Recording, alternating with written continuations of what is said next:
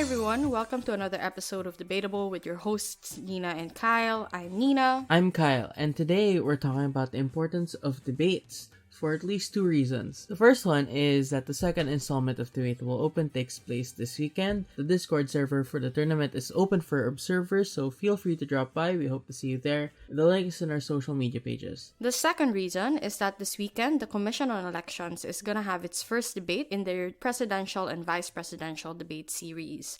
The debate is notable because the frontrunners, Bongbong Marcos, the son of the late dictator Ferdinand Marcos, and Inday Sara Duterte, the daughter of the sitting president Rodrigo Duterte, are absent. They have emphasized not only the fact that they will not show up for any debate, but also the idea that debates aren't even required. So while it's technically true that attending presidential and vice presidential debates is not required, the whole situation brought up a lot of questions, like, why are they doing this? Is this part of a strategy they have? Will it work? And more importantly, what even is the role of debate in a democracy? So to help us answer these questions, we invited an old friend. Oh, hi everyone. My name is Miguel. I debated for UP Manila for 4 years between 2015 and 2019. Currently, I work as an analyst in an industry not entirely related to political science. But I'm also currently pursuing research topics in populism and foreign policy. So a lot of that work comes with analyzing the public speeches of heads of state and heads of government. So I'd say that I'm really interested in how political actors speak to the public and what kind of messages they would like to emphasize and they would want the public to hear.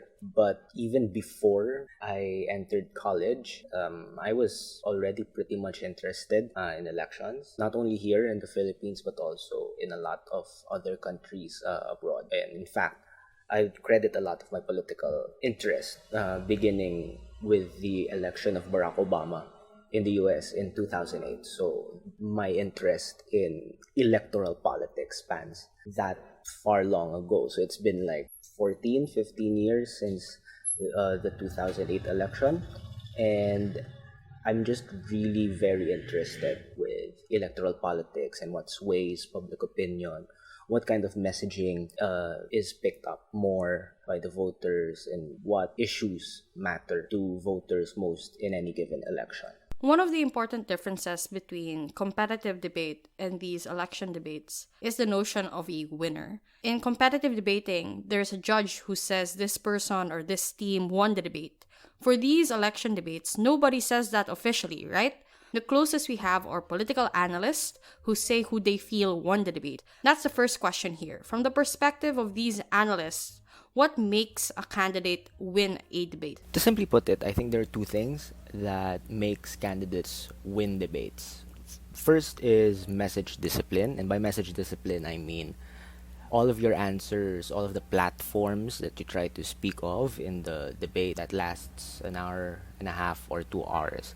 It has to always tie back to the theme, the main message of your entire campaign. So what does that mean? So all of your platforms must jive with what kind of candidacy you're trying to run. So if you're a candidate trying to run as a change candidate, your answers, your platforms that you try to present there, they shouldn't be reflective, or they shouldn't appear as if you seem like you're just doing the same old policies or the same old things that people might have already perceived as having failed before. So in the US, that was the kind of message discipline that Obama was very, very great in when he first ran for president in 2008. So it always came back to this idea of a change that the ordinary American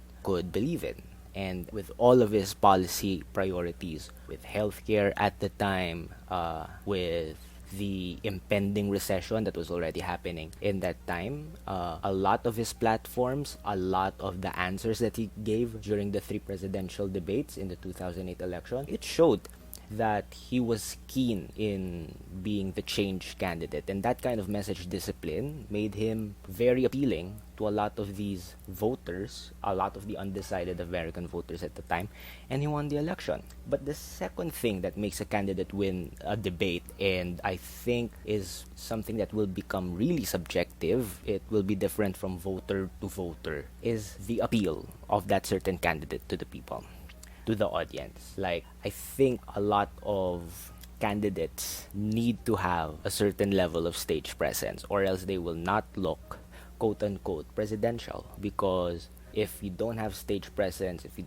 don't have that kind of stature, if you're gonna suffer from stage fright, or if you're stuttering through every answer because of sheer nervousness, you're not going to have that level of integrity that people will perceive as presidential, and you will not look like as someone who has the character to become the president. So a lot of these policy proposals, yes, they're going to be important, but if you're going to just stammer through all of these proposals, if you're not going to have message discipline, if you're not very disciplined enough in the way that you give out your answers in relation to what kind of themes you're running your campaign on, even if you have the great policy ideas, it's gonna be hard for you to stand out in a debate and win. The idea of message discipline is quite interesting to me because it can be what policies you can have, or what narrative you're forwarding, what story you're selling, stuff like that. So what campaign messages stand out for you in the candidates, and how did they tie their answers in previous debates to that message? I'll start with Senator Lacson, because his core message was really evident with the Boy Abunda interview in particular, because he hammered on this idea that all of the problems in the country tied back to graft and corruption. And I think he repeated the phrase graft and corruption several times throughout that entire interview. So it's very evident that that is the core message and the core issue that he wants to tackle, and the core issue that he wants to highlight during the campaign. And also related to him is his running mate, Senate President Soto, who presents the idea that him and Senator Lacson were the performers, sort of most performing senators in the last two Congresses. If you've listened to the vice presidential debate in CNN, he kept on pointing out that they filed so-and-so bills, or that they sponsored certain pieces of legislation that became laws in the current Congress. So I think those were the two main issues and the two main messages that the Lacson-Soto tandem is trying to highlight, and that's their selling point. That we are top performers and we are going to defeat graft and corruption once we are elected as president and vice president. And then, of course, you have Mayor Moreno, who is presenting the idea that his experience as Manila mayor and all of the changes he was able to make in Manila serves as sort of this prototype or a proof of concept for his leadership in the national level. Of course, some have seen this as analogous to Duterte's messaging in 2016. Some have said this might backfire, but there might be room for such messaging, considering that the president still enjoys considerable popularity. So there could be a room for that message to shine. It will depend on how he tries to emphasize his experience and how he plans to scale that on the national level. And then you, of course, have Senator Pacquiao, who I haven't listened to a lot of his speeches, and I haven't really seen or heard a lot of what the campaign messaging is supposed to be, what the core message is supposed to be. But if I were to guess from some of the speeches that I've been able to hear, or some of the sound bites I've been able to hear, it seems that his goal is to present himself as a leader with a heart, especially for the poor. And that's why he sometimes banks on his anecdotes as a poor boy, having to live on the streets, being homeless, and his parents having to essentially take care of their children day by day, trying to feed them, trying to take care of them day by day. So I think those are the experiences that he's trying to bank on. And then there's the vice president, Leni Robredo, who is, of course, we all know her slogan, because we've heard it many times, the gobyernong tapat angat buhay lahat, or if translated to English would mean honest government, everyone's life will improve. So, how does she tie back to that messaging? She always lists out her achievements in the office of the vice president, and we've known for quite a while that that's what she's always presenting as proof of concept for this sort of honest governance.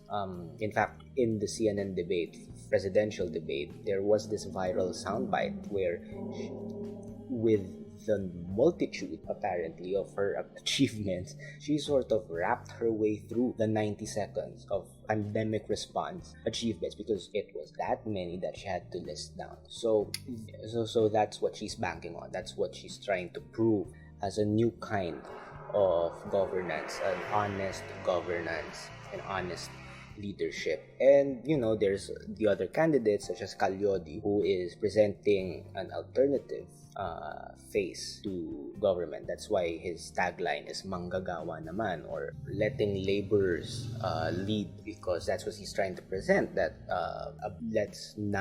we've now seen how traditional politicians lead the country, so now let's give chance to someone who has been a worker, who has worked odd jobs in his life, and that kind of experience is what he's going to bank on in crafting the policies, so that apparently he will be having or instituting more labor or worker friendly policies. So a lot of policy choices seem to be labor friendly and not so friendly with the wealthy, such as the wealth tax, which he always emphasizes, and his running mate also Representative Bello is also emphasizing. So with all of the core messaging, the challenge is always to tie it back to what kind of policies they want to enact, or what they've done previously already. So with message discipline, the challenge constantly is always to try to tie back with what your candidacy really means,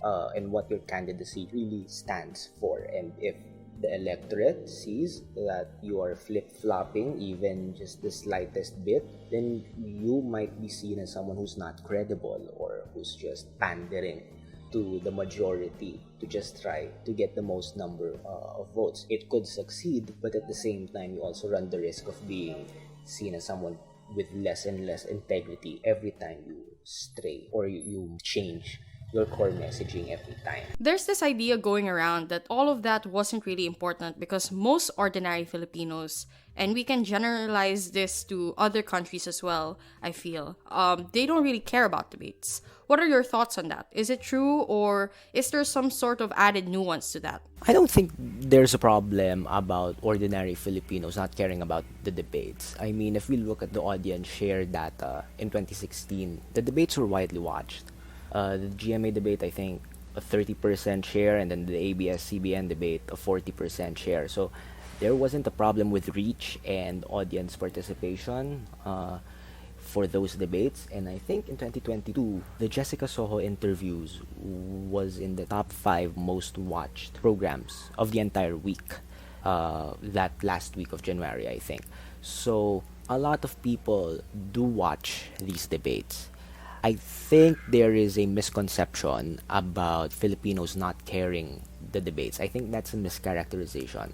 I think a lot of voters tune in to the debate and aren't undecided. So they are leaning towards, or are already pledged to support one candidate or another. So it's not that they aren't interested enough in the debate. I think it's more of the debate and its ability to dissuade voters from voting one camp and making them vote for another camp will be greatly reduced if your core audience who participates or tunes in to the debate are already those who have already made up their minds. So there's something to be said on the ability of the debate to swing public opinion, but I think we aren't giving enough credit to the average Filipino voter if we're just going to just say that the ordinary Filipino doesn't care about the debate. I think they do. I think they watch the debate, they tune in,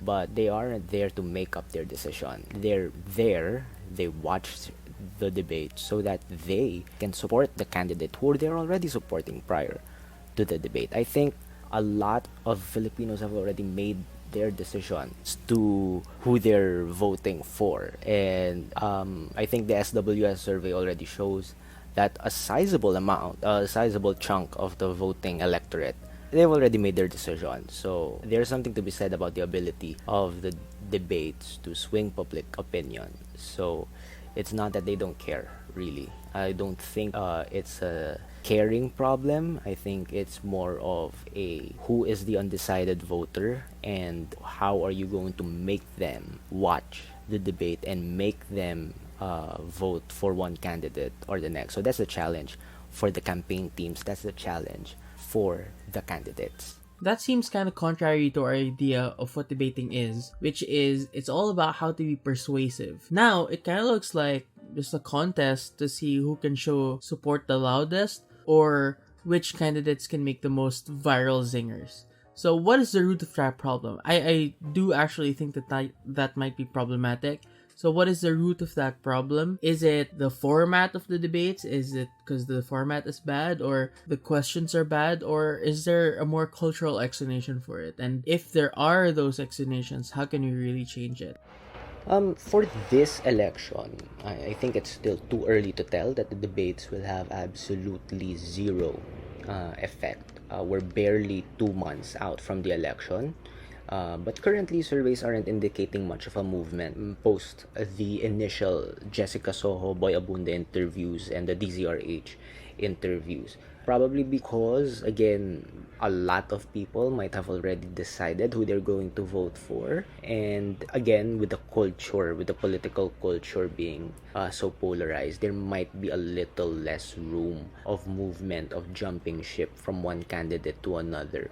But we'll see if the debates will have any effect by election day. I guess now it's time to address the big elephant in the room, which is BBM and Sara Duterte's chronic avoidance of debates. It looks like everyone, including BBM's own sister, Amy Marcos, is saying, hey, you should go and attend the debates. And yet, I don't think there's any signs that they're changing their minds on not going. Why are they doing this? Like, is it part of a political strategy? And if it is, do you think it's working? I can't speak for the Marcos campaign. No. Of course, in a perfect world, all 10 presidential candidates and all 9 vice presidential candidates will be or should be on that stage in the Comelec sponsor debate. So, but that isn't the case. I think just recently Sara Duterte has already said that she's not participating in any of the Comelec sponsor debates, and that she's choosing instead to campaign face-to-face with voters. And we will find out on election day if that is a gamble that will pay off for both Marcos and Duterte. But I think a lot of it, if I were to make a judgment about the campaign strategy of Marcos, I think a lot of it comes from their assessment that the 2016 vice presidential debate is what cost BBM the vice presidency. I don't know if that's a fair assumption to make because the debate wasn't really the only thing that caused changes in the makeup of the vice presidential voting preference. A lot could be said about soft voters for Cheese Escudero back then and then just jumped to Leni Robredo because it looked like she was the one who would most likely defeat Marcos in the vice presidency. That may have changed with or without the vice presidential debate, but they're making a bet, the Marcos camp rather is making a bet that they're not going to risk another downtrend that is going to be partly caused by a debate performance. So that's why they're not showing up yet. They haven't confirmed for the Comelec debate. That's why he shun off Jessica Soho for her interview, and it seems like they're carefully choosing what kind of platforms and which anchors are they going to let interview the candidate, because they don't want a gotcha question again about martial law. They don't want another gotcha question about the ill-gotten wealth, because they think every time that he is being given one of those questions, it will be to the detriment of their campaign. So we will know on election day if that is a strategy that will be effective. If he wins, then maybe it was effective. But if he doesn't win, then sorry, there's no redos in the same presidential campaign.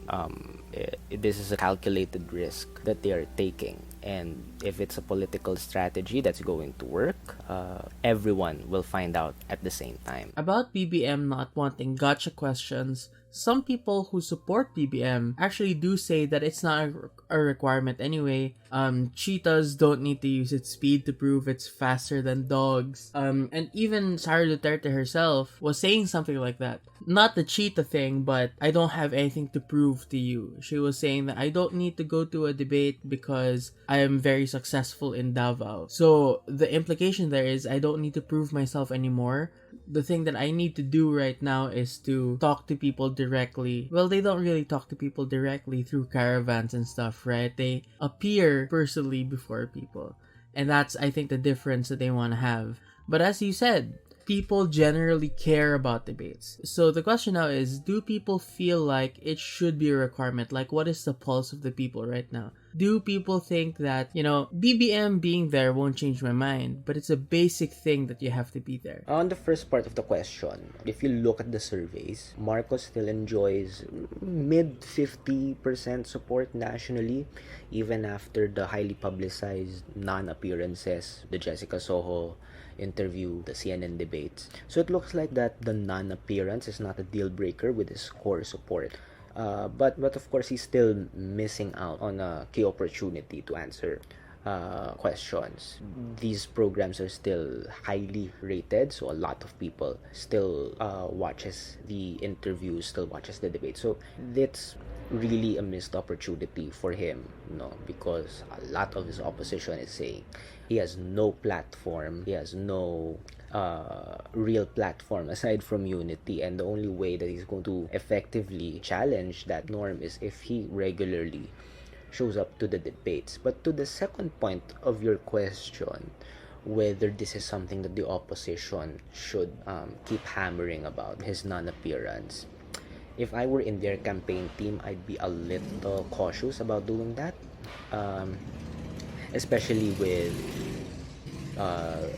Vice President Lenny, Senator Ping, Mayor Isko, and Senator Manny. I wouldn't necessarily go about that route of attacking Marcos because he's not appearing, because then you also open up yourself to counterattacks from their camp that they also did not show up to some of these debates. So even if their core supporters may question regularly, why is Marcos not here? Why is he skipping this debate?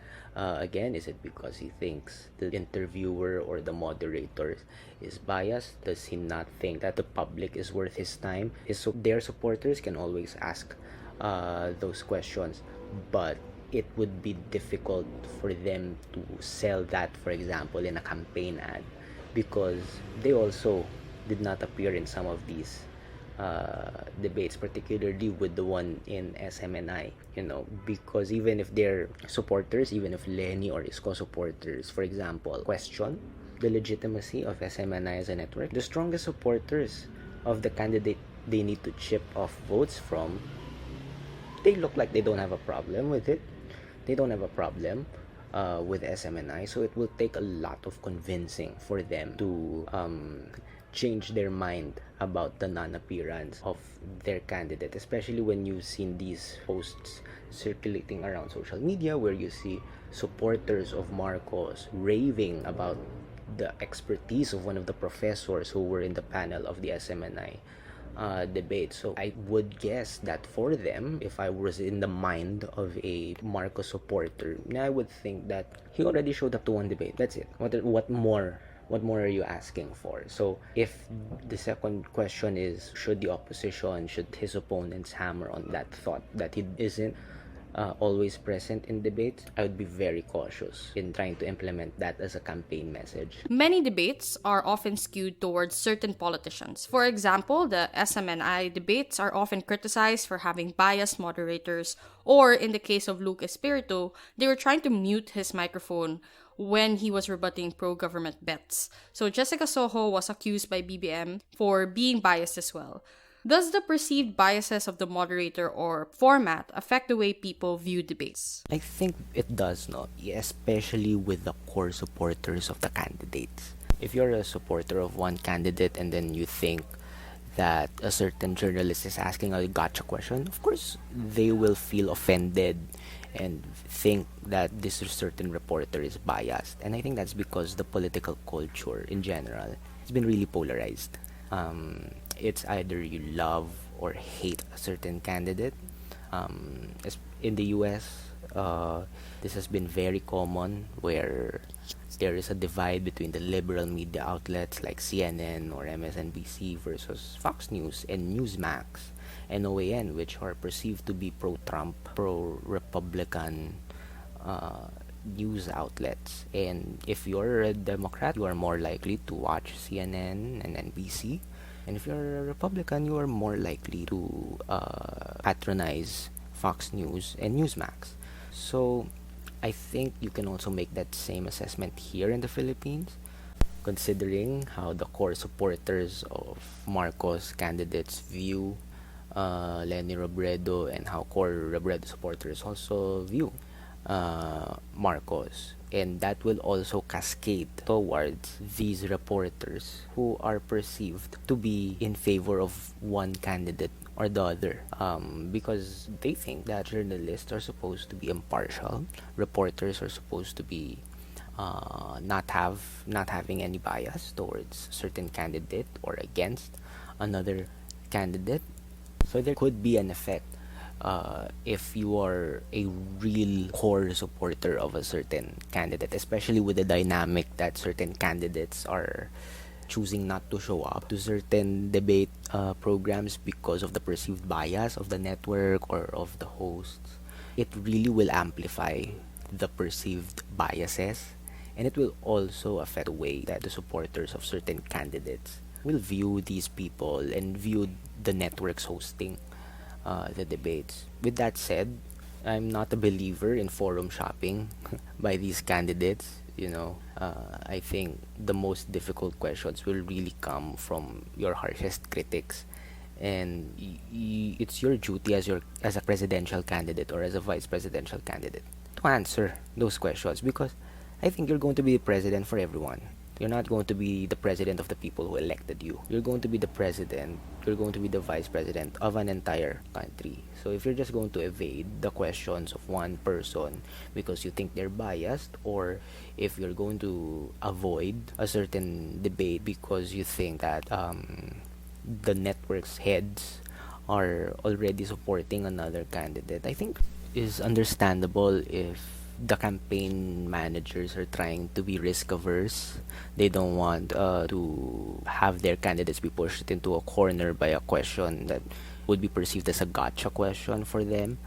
But at the same time, I think these candidates really have the responsibility to show up to these networks, to show up to these journalists who are known to ask difficult questions, because it's their job naman as the journalist, as the reporter. It's their job to ask the difficult questions.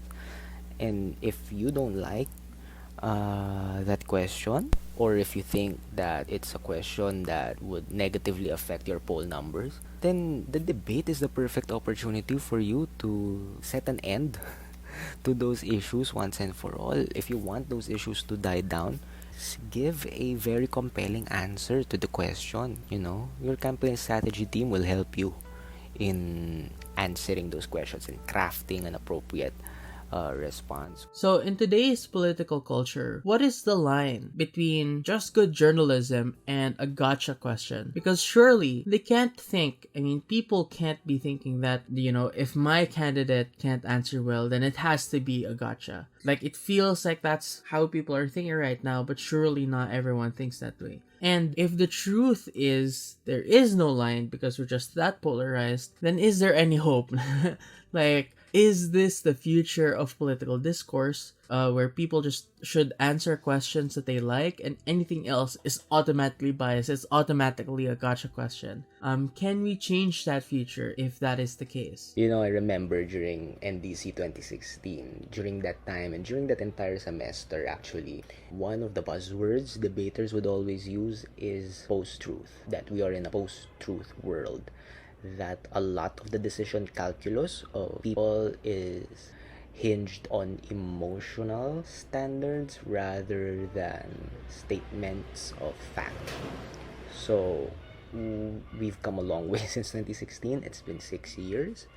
Though I still think a lot of the paradigm of post-truth still holds true today. I think that's because the stakes in this election are really high for both pro or anti certain candidate, that it really contributes to the polarization of the political culture, especially with this election.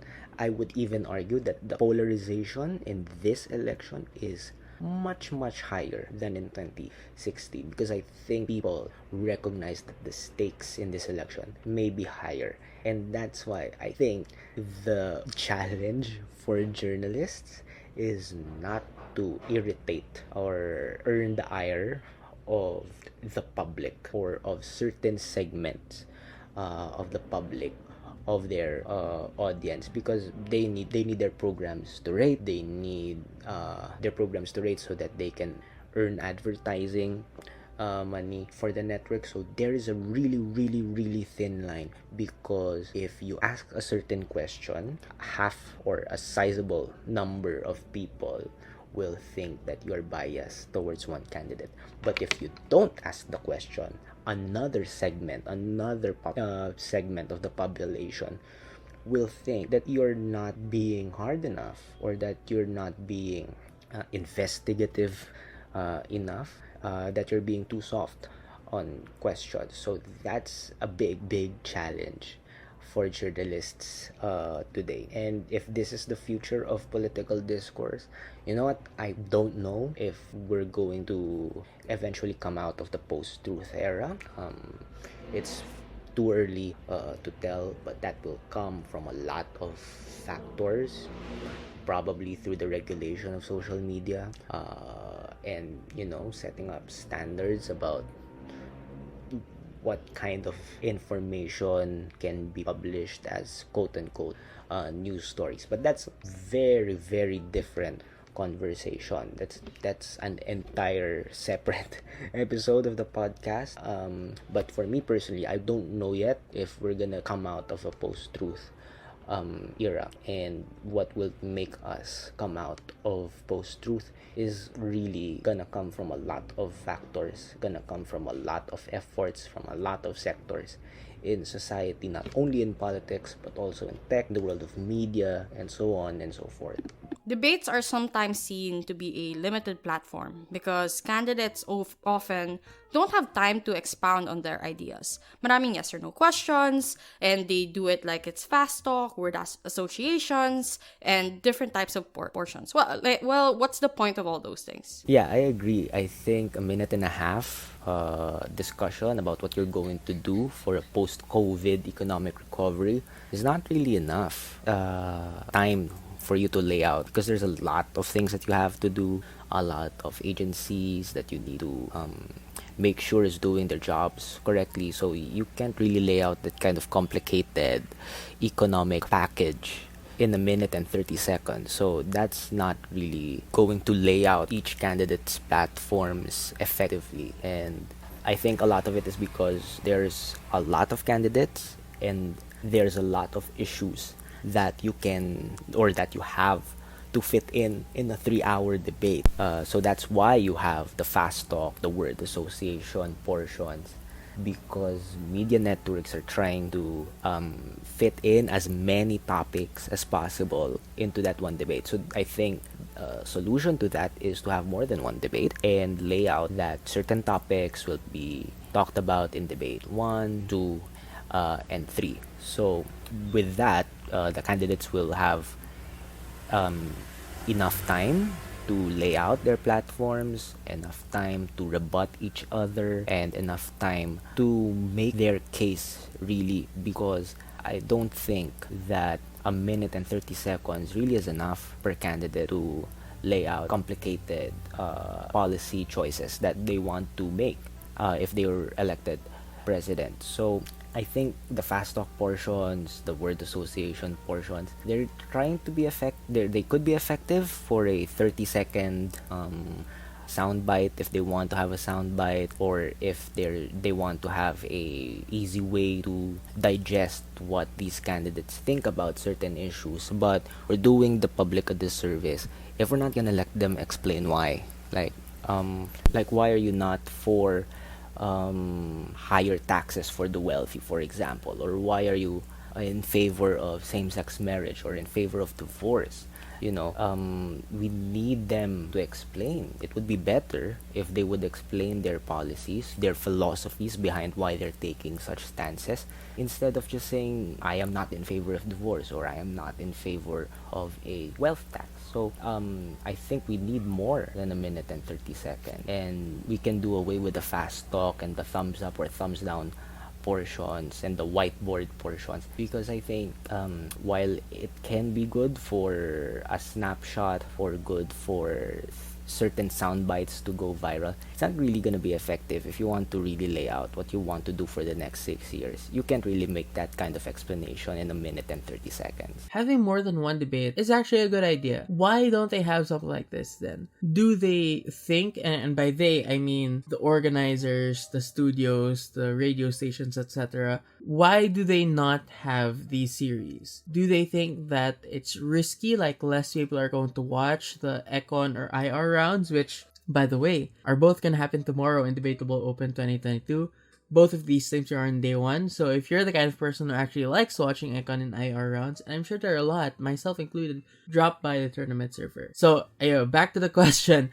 Do these stations or these studios believe that it's risky, like less people are going to watch it, and that's the reason why they don't have these debate series? Because Comelec has the Filipinos debates, and it is a series, but it's not a very long series. It's only 2 vice presidential debates and 3 presidential debates. But your proposal is that we have series of debates, and each debate focuses on like certain topics, certain rounds, for example, and then it gets a little bit more in depth. So why don't they have something like this already? Actually, there's apparently going to be 3 presidential debates and 2 vice presidential debates that are set by the COMELEC. So they're going to be scheduled between March and April. I know the first set of debates will be hosted by CNN Philippines again, and this is definitely a step in the right direction. But what I also like to emphasize is that 1 presidential debate and 1 vice presidential debate will be in a town hall format, and I would like to know what the setup of that town hall will be. Because in the US, the setup of town hall debates is that the network will get an audience composed of undecided voters, and they're the ones who will be asking most of the questions. So it's the debate that I am actually most looking forward to, because that's when you see how each candidate will really interact with actual voters, if that's the format that the COMELEC will implement. I know there are certain limitations, such as with the pandemic, you can't have an audience in a tight-knit small studio, so I don't know how the COMELEC will go about that. But it will be refreshing as well to hear what kind of questions the general public will field for the candidates, because a lot of the interviews, a lot of the debates, those were formulated by producers and of course passed through a lot of editors and the moderators themselves. So it will be nice to see whether we'll hear from the general public and ask those questions to the candidates. So the COMELEC debates have topics being given in advance. This was requested by BBM, and COMELEC complied with his wishes. Although the caveat here is that BBM seemed to want the specific questions to be asked, while COMELEC ended up giving them a general list of topics to be discussed. BBM, I want to emphasize, is not going to attend even if Comelec adjusted to his request already. But anyway, does that adjustment in any way diminish the value or legitimacy of the debate?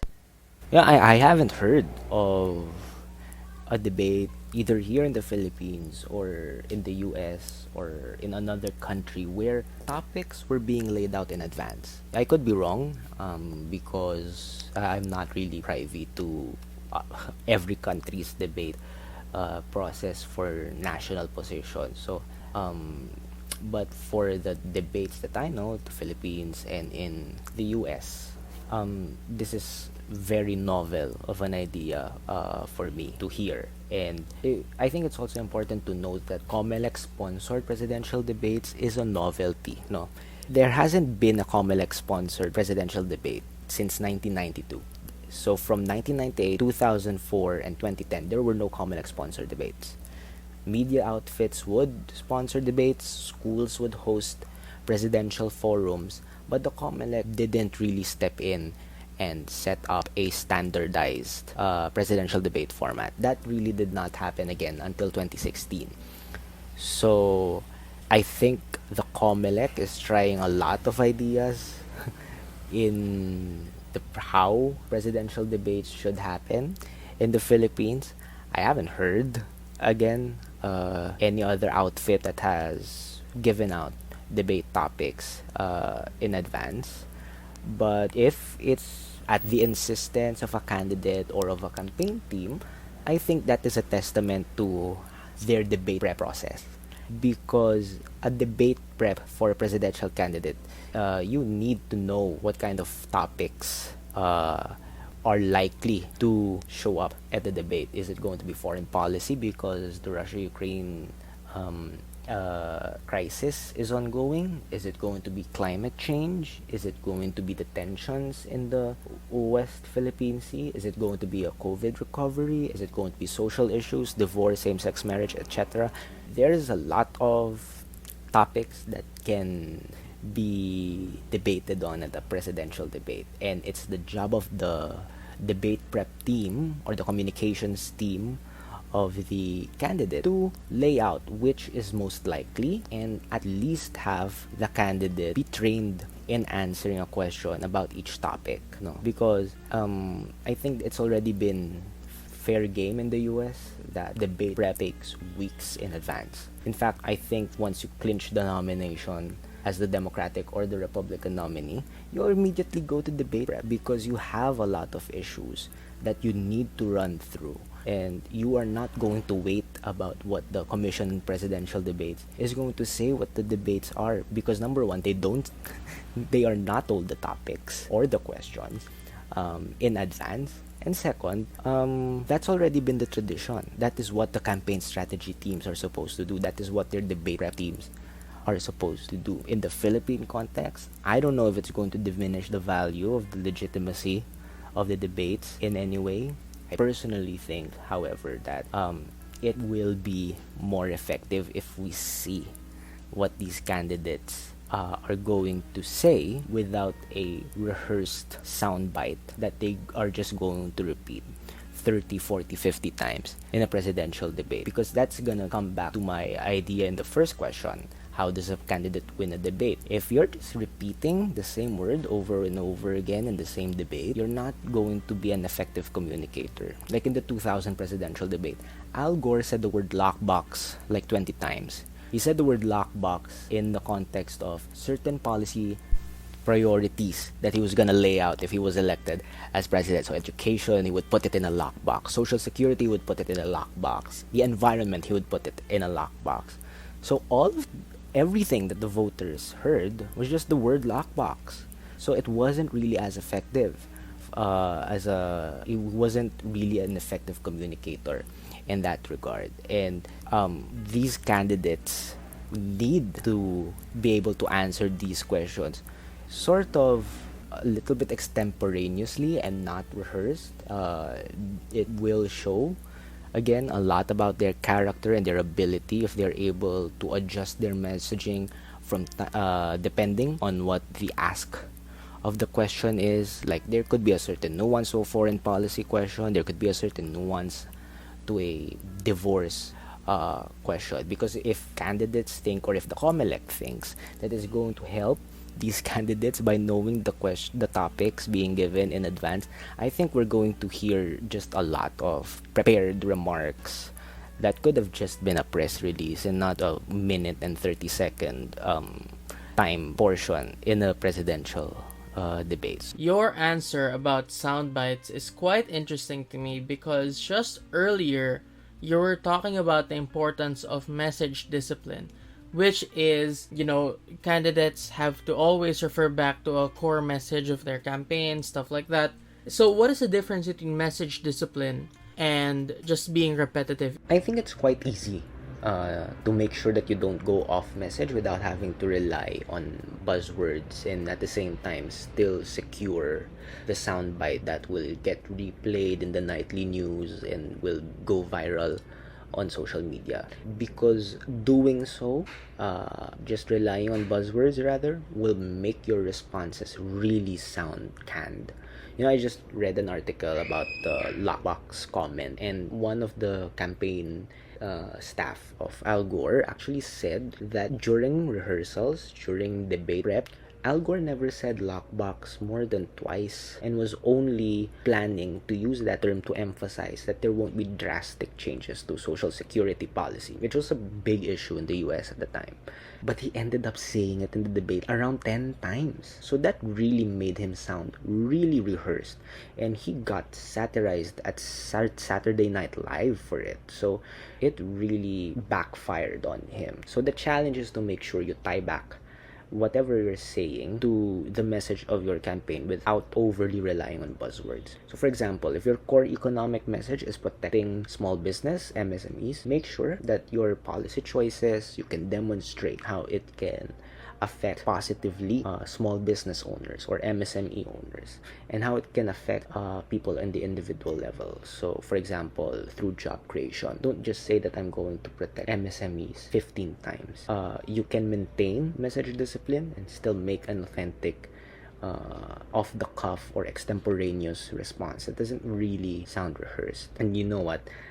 Bill Clinton was somebody who was really good at this, because in 1992 his economic message was to repudiate trickle-down economic philosophy of the past Republican administrations, that he believes, or his messaging would point that trickle-down is what caused the recession that the US was going through at the time. So in one town hall debate, there was an audience question about the economy. So he got from his personal experience as a governor of a small state, Arkansas, and then demonstrated how the federal government in status quo, which was led by Bush Sr., wasn't doing enough to help state government. He didn't need to say trickle-down economics 20 times, 30 times, but all of his responses on economic issues, he made sure to tie it back to the perceived failure of trickle down. So that's how you maintain message discipline, ensure that you are still on track with your core message without having to rely on buzzwords, just saying voodoo trickle down economics 20 times. This is just not gonna work, because it could signify to some voters that it's an empty phrase. What does that mean? What does the trickle down mean? So it's not enough that you just say the buzzword. You also have to demonstrate what the world looks like, under what paradigm you're challenging and what your alternative will present. Another weird thing about our presidential debates here is that there doesn't seem to be much of rebuttals or sagutan. Why did these get reduced overall? Yeah, again, no, I think this is a time constraint issue. There are 9 candidates, 10 presidential candidates for this election. That's twice as many versus 2016, where there were a lot of back and forth. There were even attempts to walk out of the debate by certain candidates in 2016. I think that kind of back and forth is less likely to happen if the media network or the COMELEC is going to insist that the debate has to happen within 2.5 or 3 hours, and that all of the questions need to be answered in a minute, 30 seconds, or 2 minutes max. So I think that is the main reason why these rebuttals are being reduced. In the US, the debate takes place also in 3 hours, but there's only two candidates. So there's really a lot of back and forths, a lot of rebuttals, a lot of moments where you will have to turn off somebody's mic because they're eating up the other candidate's time. So that's not really an option if you have 8, 9, 10 candidates in the same stage and you still only have 3 hours to fit in all of the topics that you need to get through. So I think, again, a better strategy would to split the topics into the 3 different debates that I think the COMELEC is planning to do, and then give ample time for a question and answer between the candidates, because I think that's the only way that these candidates will be able to make their contrast versus other candidates. Like in the CNN debate, that the most talked about portion of that debate, of course, was the back and forth between Calyodi de Guzman and Jose Montemayor. And I think that was the only one, the only back and forth that really happened during that debate. We need more of that, and the candidates need more of that, because that is the only way that they can demarcate what their values are versus other candidates. That's the only way that they can point out that candidate A isn't really going to prioritize certain sectors, and that only I can properly represent certain sectors as president. So that's the only way that these candidates can really make that kind of explanation. If they're only going to lay out their policy prerogatives in a minute and 30 seconds, they're not going to be able to respond to what other candidates are saying, because it is already not enough time to lay out what you're going to do in a minute and 30 seconds. So you really need these candidates to have additional time to rebut to other candidates, because it's not really going to be a debate anymore, right? If there's no back and forth, if there's no rebuttals, if there will be no contentions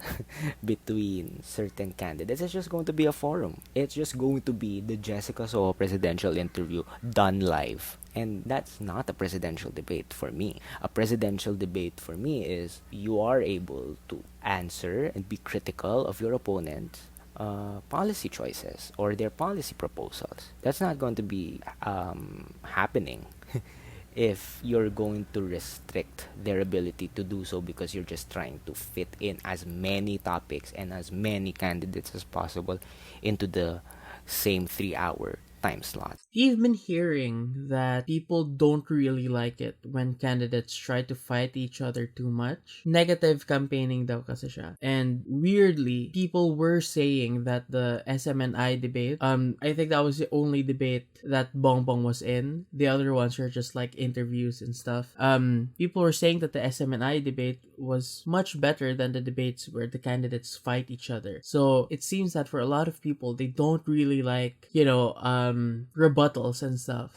So that's, even though the SMNI debate, and I really do hesitate to call it a debate because it was one of the most boring things I've ever seen, because people just talk about stuff like it's a question and answer thing. So do people really think that rebuttals are like negative campaigning? Because from where we sit, we love rebuttals, right? Like we love Luke Espiritu roasting Harry Roque and Larry Gadon, but is it just us? As ex-competitive debaters, well, at least I am an ex-debater.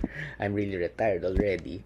We see the values in rebutting and engaging with your opponent. I've been trained, and I'm sure this was also emphasized to you when you were still trying out for your debate insties, making points of information, point of inquiries, or emphasizing engagement to the opposing bench's case was really important in competitive debate. So we see intrinsic value in rebuttals.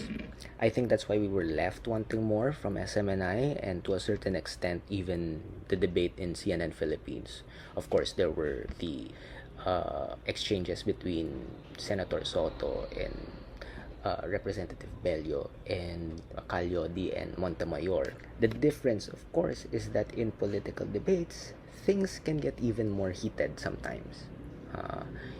not only between the candidates but also between the supporters of each candidate. That's why there will always be people who will look at these exchanges, who will look at the exchange between Luke Espiritu and Larry Gadon, and think that somebody was being too aggressive or one wasn't pushing back hard enough.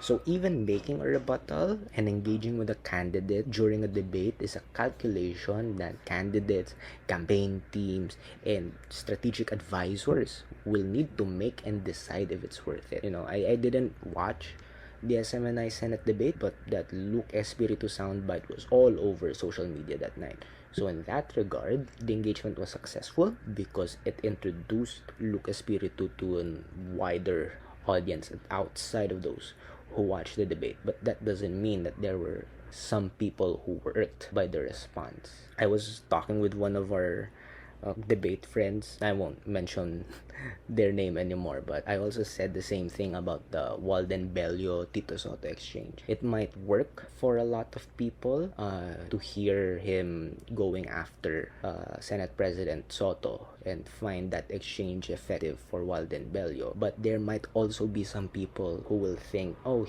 this guy might be a little bit too aggressive towards Tito Soto. And you can't really evade that kind of response from people, because there will always be people who will find your responsiveness or your engagement a little probably somehow aggressive, and you can't really take that away from them, because some people really don't want their leaders to be combative, for example. That's not a value that they want to see in their prospective leader. So it's always a risk. It's always a calculation that a candidate must always do. Is it worth it for me to engage this candidate, or worth it for me to respond to an attack from a fellow candidate? Because, it might work, but it can also backfire on you at the end. Now, in your opinion, taking all of that into consideration, especially the fact that debates currently don't do a lot of swaying in terms of undecided voters or converting voters from one candidate to another, do you think debates still matter? Yeah, I think that presidential and vice presidential and even senatorial debates still matter, even though, as I explained earlier, this is some sort of a novel idea in the Philippine context, because only very recently has it been institutionalized by the COMELEC and made formal through their accreditation of the presidential debate process. If you're looking at as to whether it will be effective in swaying voters from one candidate to another, we will find out in the coming surveys about what the effects that the presidential and vice presidential debates will have. So I think there's going to be surveys again at the end of March, and that we will already have a glimpse as to how the March 19 and March 18 debates will have an effect on the voting preference of the Filipino voters. In the US, general election debates aren't really that effective in sort of making a candidate win or lose a presidential election. In 2016, they polled voters right after each presidential debate. Hillary won all three presidential debates, and then she still lost in the Electoral College on election day. So it's not really set in stone that if you do well in the debates, you're going to go on and win the election. I don't think there were debate performance surveys held in the Philippines after the 2016 debates, though if I remember correctly, a lot was said about how Grace Poe seemed prepared in the first debate, and then she didn't win on election day. That didn't sustain her lead in the surveys during that time. She ended third place. So it's not really guaranteed that if you do well in the debate, you're going to win the election. But that doesn't mean that the debate process does not matter. Because again, these candidates still have a responsibility to tell the people what they plan to do as president, and media networks, news organizations, that's why they're called public affairs and current affairs organizations, is because they also have a public duty to inform the public as to what these candidates plan to do as president, as vice president, and even as senator. So they matter, but I take that question as separate from, do you think that debates are effective in swaying public opinion? I think we need to separate those two questions, because I think in Twitter discourse recently, those two questions have been conflated into the same question, and I think we need to take them separately. It doesn't mean it's not going to sway certain voters. Doesn't mean that it's not something that matters at all. No, there is value in the debates, and I think there should be debates moving forward. Having Comelec sponsored debates starting in 2016 was the step in the right direction, I think, personally. The last question we wanted to ask is a bit more aspirational. Part of why we wanted these kinds of episodes is so that when people view a bunch of political analysts or a bunch of political analysis, most of them involving a lot of numbers, then our listeners could have a little more power to make sense of it all. I think many people get overwhelmed by graphs and tables and all that, but they really want to learn how to analyze trends and narratives during campaign seasons. So how would you recommend that they start learning? How can we also learn to detect these patterns and make sense of them? Well, first, since you brought up survey numbers, I think I need to stress that we should not discredit survey results just because we feel like it's not reflective of what's happening outside or on the ground. Or what's happening with our social circles, because we have to be wary of the fact that we may be inside a big echo chamber, and that the mood around your social circle, be it your family, your friends, or your coworkers, may not be really reflective of what's happening outside. When you open the gate of your house, might be a different mood. There might be a different perception about certain people running for office or about a certain issue, and that's okay. Don't deride a survey just because, for example, they only asked 2,000 people, or that I would never experienced being asked by any of these survey firms. Um, there's a really small chance for someone to be asked to fill out a survey by these survey companies. So it's really a very small chance. So it doesn't really mean that because SWS or Pulse Asia hasn't called you up, that means that you can already discredit the surveys as fake or misleading. So that's one part. And if you want to participate in the democratic process, and you want to make an informed decision about issues or about an election, my biggest recommendation is to read or watch the news and get your news from multiple news sources. When I was a kid, I really enjoyed reading the news. I really enjoyed watching the news.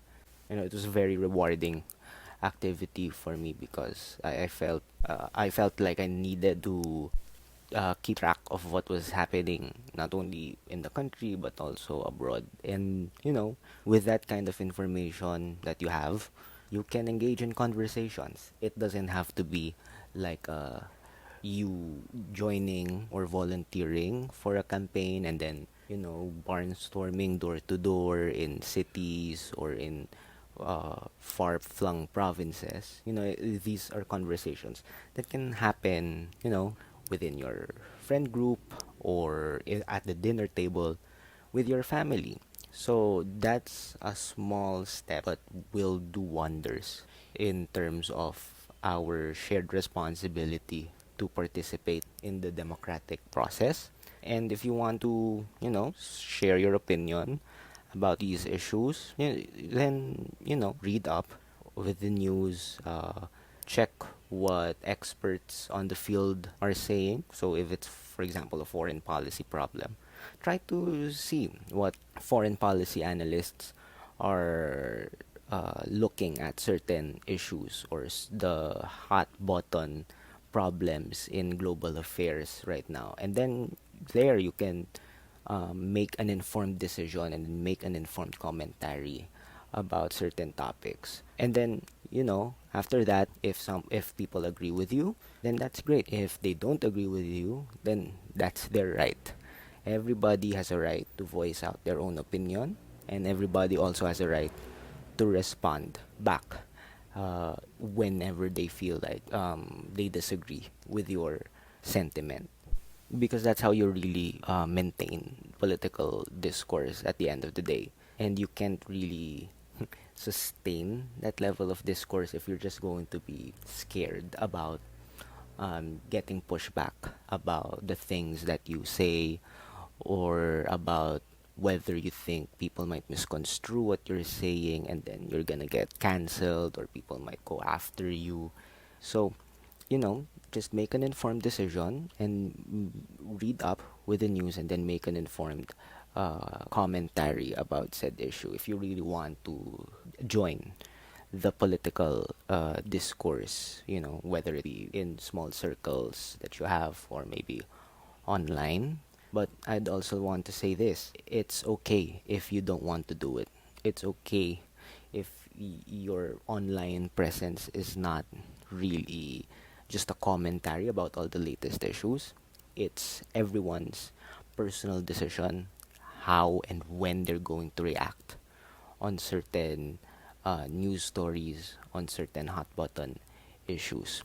And that's their right, and that's your right. It's everyone's right, to make that determination when they're going to jump in and make a stand.